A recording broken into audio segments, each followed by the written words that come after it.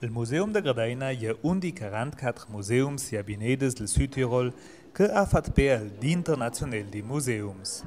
Per questa occasione, il tuagi programmi e attrazioni speciali con il fin che la famiglia si duce interessei possa se render conto della gran varietà che piete i museums della provincia de Bolzano. Un esempio è il Museum de Gradaina Ortigiai, che ha dedicato l'Internazionale di Museums alla Vedla Chiena de Gradaina. Da questa è nasciuta la gran tradizione dell'artigianato artistico. Il tournée, che l'univa fatto da noi neines, il panger e tresaura la popes da fedamat, e attività con quelle che noi antenati se attratto il vivere.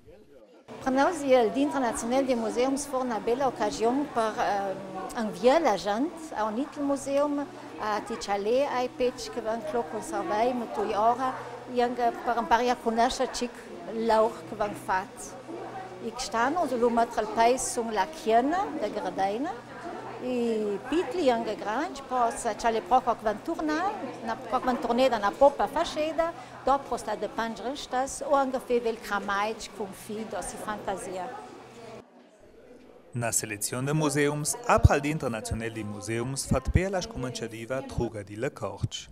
Mandri immagini a tot per vel cosa che di sta dreta cur, con quella che han liam de Le Corch, de emozions o de traunides d'importanza particolare.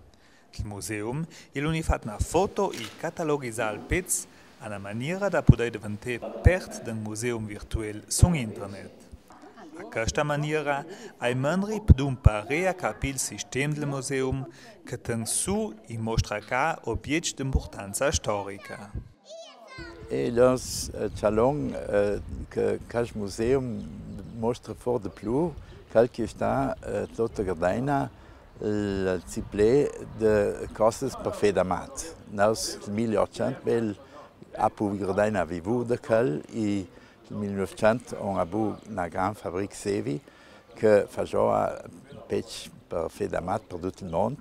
E nos una gran collezione, on passa 1000 pec 700 che nel 900 e questa l'on valorisé con questa manifestazione.